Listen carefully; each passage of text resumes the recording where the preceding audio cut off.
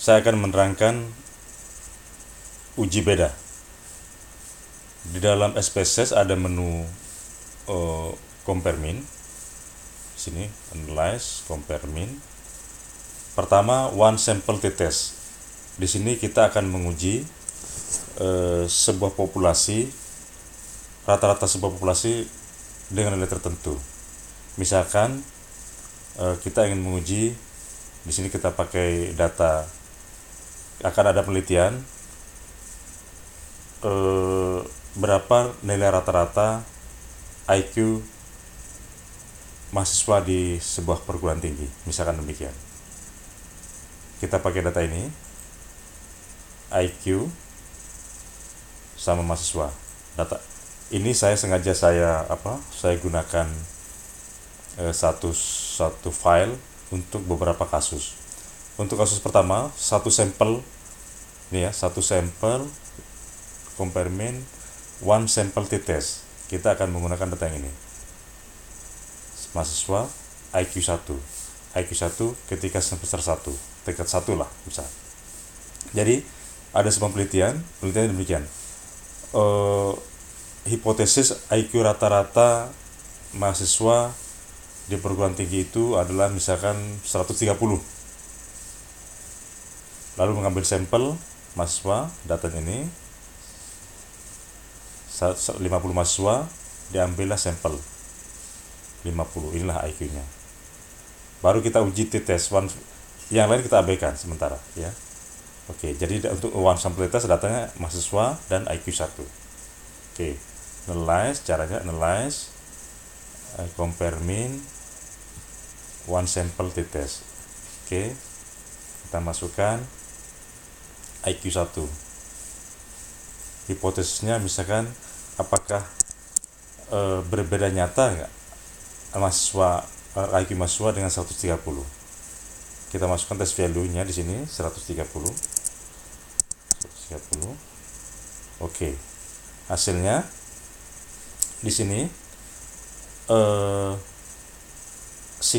rata-rata IQ dari IQ 1 di semester 1, setingkat 1, 50 mahasiswa IQ-nya rata-rata 116. 106 standar deviasi 15.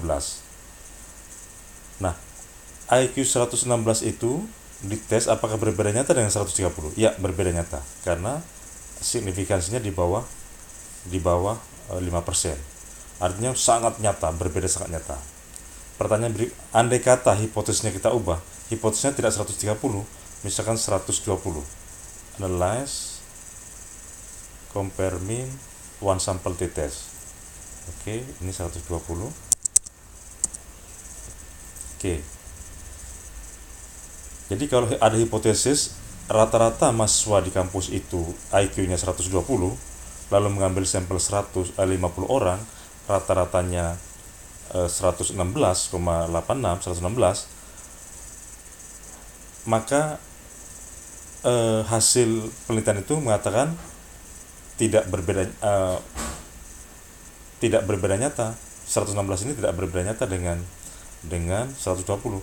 Jadi ini sampel yang 50 ini bukan bukti bahwa H0 yang mengatakan rata-rata IQ mahasiswa di kampus tersebut 120 itu tidak ditolak. Jadi ini tidak berbeda nyata. 116 yang hasil sampel kita, hasil rata-rata sampel 116 ini tidak berbeda nyata dengan IQ rata-rata mahasiswa keseluruhan populasi secara keseluruhan. Berarti H0 yang mengatakan H0 rata-rata mahasiswa, rata-rata IQ mahasiswa 120.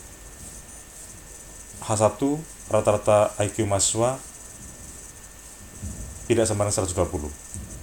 Jadi hipotesis 0 tidak ditolak karena signifikansinya di atas 5%. Oke. Persoalan yang kedua,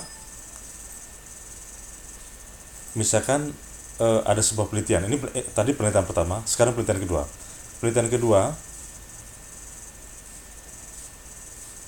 ingin mengetahui apakah ada beda antara IQ laki-laki, mahasiswa laki-laki, dan IQ mahasiswa perempuan. Diambil sampel 50, ini sampelnya. Oke, 50 orang secara random, diukur ini jenis kelaminnya, lalu ini IQ-nya. Oke, jadi yang dipakai dua adalah perempuan, satu laki-laki. Oke, jadi laki-laki dan perempuan itu adalah populasi laki-laki dan populasi perempuan itu adalah variabel yang independen, yang tidak ada saling terkait, yang tidak ada hubungan. Jadi kita menggunakan analyze, compare mean, independent sample t-test. Jadi populasi kita adalah independen, pria dan wanita independen. Oke, kita masukkan IQ-nya karena kita melakukan yang pada tingkat 1. Terus grupnya jenis kelamin, kita definisikan grupnya, grup 1 dan 2. Oke, continue. Oke, nah di sini IQ laki-laki, mahasiswa laki-laki ada 28 orang, rata-rata IQ-nya 112, standar deviation-nya sekian. Yang perempuan ada 22 orang, rata-ratanya 122. Berdasarkan hasil uji T di sini berbeda nyata karena signifikansinya. Ini yang pertama, diasumsikan bahwa variansnya, kalau varians diasumsikan sama, dia tidak signifikan. Kalaupun variansnya tidak sama, diasumsikan tidak sama, dia tetap signifikan. Jadi berdasarkan hasil uji T, independent sample t-test, maka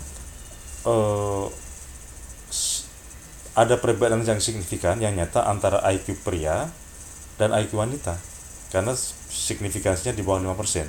Artinya IQ perempuan 122 ini berbeda nyata dengan IQ laki-laki yang 112. Ini adalah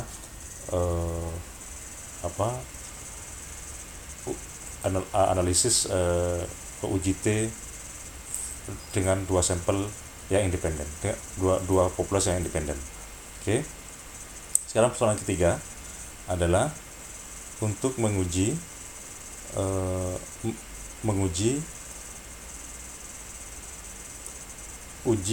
populasi yang berpasangan per sampel t-test.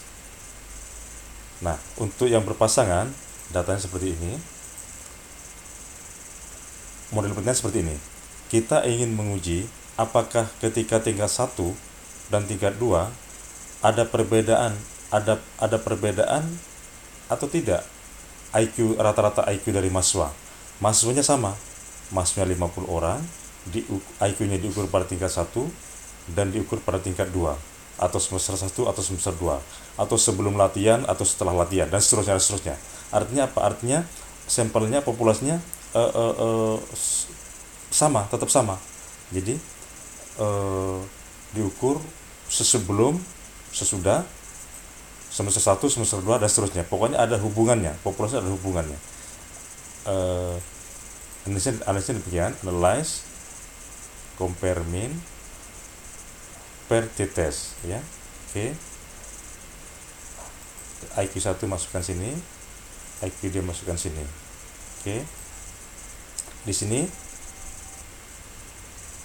terlihat bahwa perbedaan antara IQ 1 dan IQ 1 adalah 116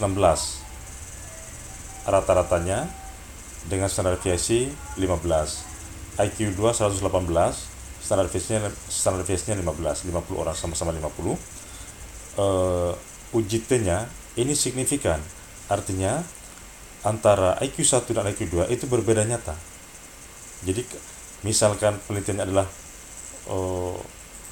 semester 1, semester 2, artinya ada perbedaan nyata antara rata-rata IQ 1 di semester 1 dan di semester 2. Di semester 2 itu lebih tinggi daripada yang di semester 2 lebih tinggi daripada yang semester 1. Persoalan 3 adalah analysis of variance. itu kalau kita punya dua populasi lebih dari dua, one way ANOVA, misalkan demikian, apakah IQ rata-rata IQ mahasiswa itu berbeda nyata antara di fakultas 1, fakultas 2, dan fakultas 3. Ya. Kita ambil sampel 50 mahasiswa secara acak di fakultas 1, fakultas 2, fakultas 3. Fakultas 1 keterangannya apa ya? 1 ekonomi, 2 teknik, 3 hukum. Oke. Apakah ada perbedaan nyata? Caranya analyze, compare mean, one way ANOVA, IQ 1, masukkan faktor pembedanya dan fakultas. Kalau kita ingin tahu plotnya rata-rata plotnya, oke. Di sini hasilnya, signifikansinya 0,6. Ntar saya ini deskriptifnya, analyze, compare mean, one way ANOVA, option, deskriptifnya centang di sini, mean plotnya, oke, posternya itu, oke. Nah, ini deskriptifnya. Di Fakultas Ekonomi ada 26 orang, rata-ratanya 118. Di Fakultas Teknik 18 orang, rata-ratanya 115, dan seterusnya. Ini deskriptifnya. Nah, ini uji Units of Variance-nya. Signifikansinya di atas 5%, 0,626, besar sekali. Dan ini rata-rata antara Fakultas Ekonomi, Teknik, dan Hukum. Jadi tidak ada perbedaan yang nyata antara IQ rata-rata di Fakultas Ekonomi, Teknik, dan Hukum. Nah, di sini juga menunjukkan, di sini ada homogeneous subset. Itu artinya di sini ada hanya satu subset. Satu subset itu adalah mengelompokkan adalah populasi dengan rata-rata yang sama dikelompokkan dalam satu subset. Di sini ada satu subset, berarti rata-rata IQ di Fakultas Hukum, Teknik, dan Ekonomi ini tidak berbeda nyata karena ada dalam satu subset. Andai kata ada dua subset di sini, subset kedua misalkan ekonomi di sini 120 misalkan, maka 1 dan 2 tidak berbeda nyata, hukum dan teknik tidak berbeda nyata, tapi dengan ekonomi berbeda nyata andai kata itu terjadi ada dua subset. Di sini ada satu subset. Ya. Oke, ini plotnya. Ini jangan dilihat bentuk grafiknya dalam bentuk skala yang normal, tapi ini dibuat tidak proporsional. Ini 112, 114. Jadi tidak ada perbedaan yang nyata antara rata-rata IQ di Fakultas Hukum, Teknik, dan Ekonomi. Sekian, terima kasih.